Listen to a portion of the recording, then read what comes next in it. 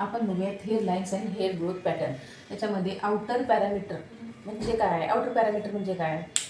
ही hair line जी दिसते चेहऱ्याच्या अवतीभोवती पूर्णच केसांना जी आउटलाईन आहे त्याला आउटर पॅरामीटर म्हणतात, जे त्या लाईनलाच फॉलो करतात. हे सर्व केस जे आहेत ना हे सगळे त्याच लाईनला फॉलो करतात, म्हणून त्याला म्हणतात आउटर पॅरामीटर.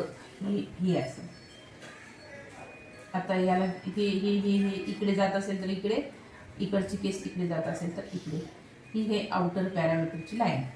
ओके. नेक्स्ट काय आहे? Growth pattern. आता ग्रोथ पॅटर्न म्हणजे कसं एक्झॅक्टली ग्रोथ पॅटर्न कसं?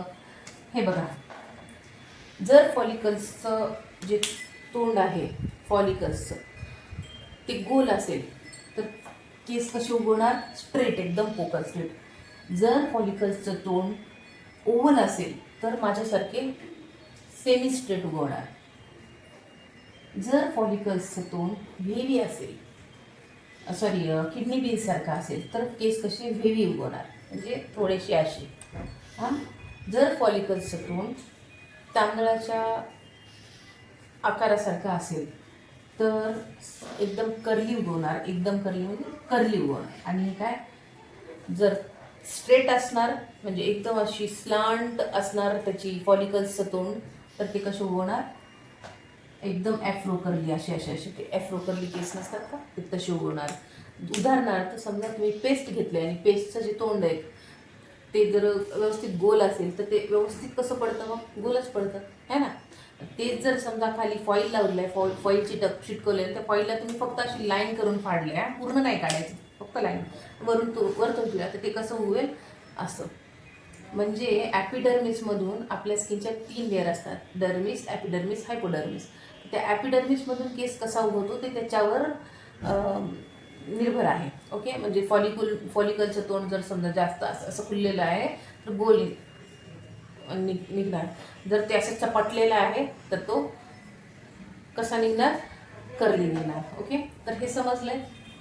Focus straight, semi straight, wavy, curly, afro curly. हे कसं त्यांचे फॉलिकल्सचे तोंड आहे, हे असे असतात. ओके. आता बघूया आपण हेअर स्ट्रीम एक ही दिशा. आता मी ही हिंदीमधून क्लास झाला ना म्हणून हे इथे हिंदीमधून लिहिलेलं आहे. ॲक्च्युली मी हे क्लास तुम्हाला म्हणजे एवढं तर समजतंय यार सर्वांना, राष्ट्रभाषा आहे हिंदी सर्वांना समजते. तर इथे लिहिलेलं आहे की एक ही दिशा में बढ़ते हैं. काय? Hair stream. आता केसांची ग्रोथ बघत होता, पण आता ग्रोथमध्ये पण 2-3 प्रकार आहेत. हेअर स्ट्रीमला कसं स्ट्रेट सगळे म्हणजे आता समजा या साईडने वाढत आहेत तर ते एकाच दिशेने सगळे केस वाढणार. हेअर स्ट्रीम म्हणजे नॉर्मल आपले सगळ्यांची केस जसे आहे तसं वाढणार. व्हल म्हणजे काय? भोवरा म्हणजे काय की हे असं, हे बघा, हा भोवऱ्याला जसं गोल आहेत ना, बऱ्याच लोकांना असतात बघा, इथे भोवरा असतो, कुणाचा इथे मानेवर असतो, कुणाच्या दाढीवर असतो ना भोवऱ्याबद्दल जास्त कशाला सांगायचं. तर सर्वांना माहिती असतं की भोवरा ते त्याच डायरेक्शनने वाढतात. कोणते त्या एक हेअर स्ट्रीम झालं, एक भोवरा झालं, व्हल म्हणतात त्याला. आणि दुसरं भोवरा कसा असतो की त्याच दिशेने सगळे गोलमधूनच केस वाढणार. कावली घेर म्हणजे काय? केसांचा गुच्छा. इथे गुच्छा असतो, इथं गुच्छा असतो, इथे असू शकतो, कुठेही एक गुच्छा बघा स्त्रियांच्या इथे असतो. काय म्हणतात ते? मानेवर असं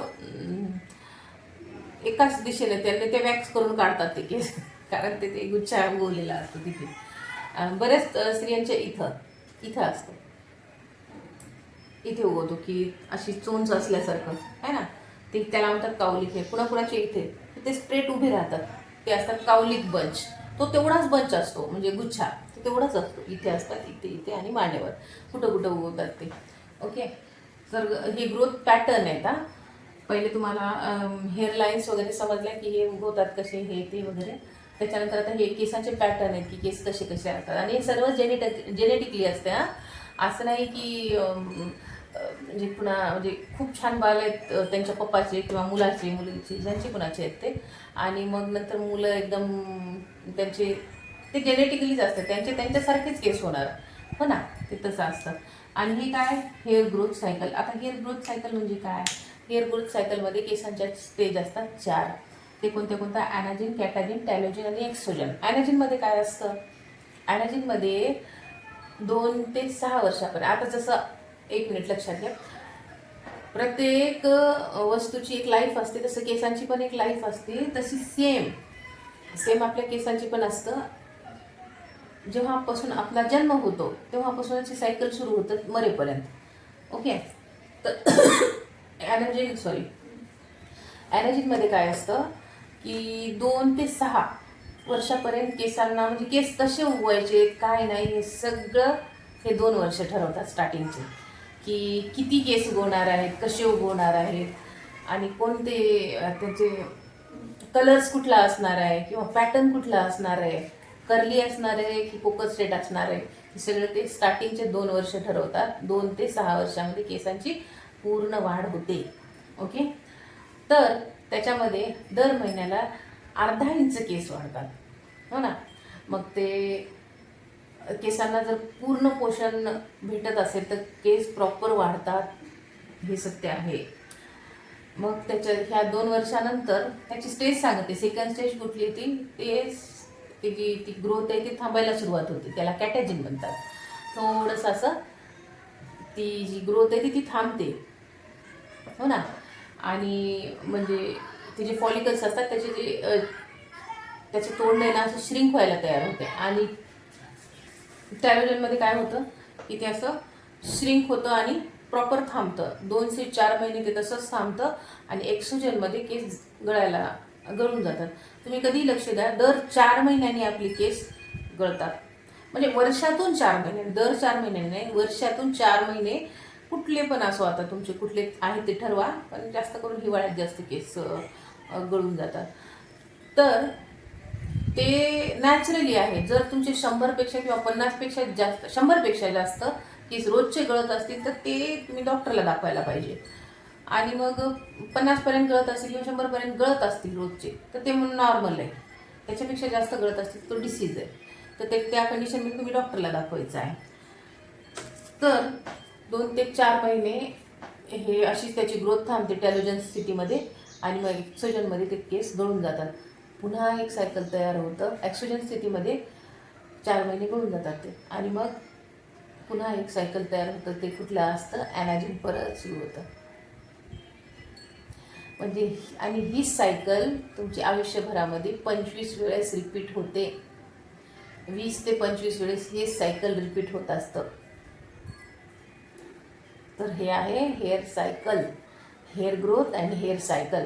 तर आजचा क्लास आपण इथंच थांबूया. क्लास खूप मोठे मोठे होतात ना, एक तर त्याला मग जास्त मोठी क्लास असले की ते बघत कुणी नाही, आणि मग नॉलेजेबल क्लास बघायला पाहिजे यार. एनिवे, तर मग फार मोठी क्लास होऊन जाते आणि तेवढं स्किप करतात. मग असं करतात, मुद्द्याचं बोला. आणि मी मुद्द्याचंच बोलते, मी बेफालतू बोलतच नाही. हॅलो डायरेक्ट व्हिडिओ स्टार्ट असतात माझे. असो, तर चला मग तुम्हाला हा व्हिडिओ समजला का परत एकदा समजून सांगते. केसांचे आपण हेअर लाईन्स आणि हेअर ग्रोथ समजणार आहोत. हेअर लाईन्समध्ये काय काय आलं माहिती आहे का, आउटर लाईन आले आणि हेअर स्ट्रीम, व्हर्ल, काउलिक हेअर, हे सगळे हेअर लाईन्समध्ये आले ना. म्हणजे हेअरच्या लाईन्स कशा असतात त्याच्यामध्ये. आणि हे जे आहे हे केसांचे पॅटर्न आहेत. म्हणजे कसं, गोल असेल त्याचं फॉलिकलचं, केसांचं जे फॉलिकल आहे ते जर गोल असेल, प्रॉपर त्याचं तोंड गोल असेल, तर त्याच्यातून गोलच म्हणजे असा बरोबर असा केस स्ट्रेट, फोकस स्ट्रेट येणार. जर ओव्हल असेल तर सेमी स्ट्रेट, माझ्या याचं ओव्हल आहे वाटतं, म्हणजे माझे कसे सेमी स्ट्रेट आहे. म्हणजे कर्ली नाही, सेमी स्ट्रेट आहे, थोडासा डेंट आहे केसांमध्ये. आणि हे काय, किडनी बेसमध्ये काय असतं, व्ही असतात, त्याचे थोडेसे व्ही असतात. आणि कर्लीमध्ये काय असतं, तांदळासारखा जो शेप असतो तो कर्लीसारखा असतो. आणि हा आहे त्याच्यापेक्षा स्लांटमध्ये जो थोडासा असा फारच पतला असतो फॉलिकल्सचं तोंड, तेव्हा येतात ॲफ्रो कर्ली. मतलब खूपच असे कर्ली हेअर निग्रो लोकांचे पाहिले असतील ना.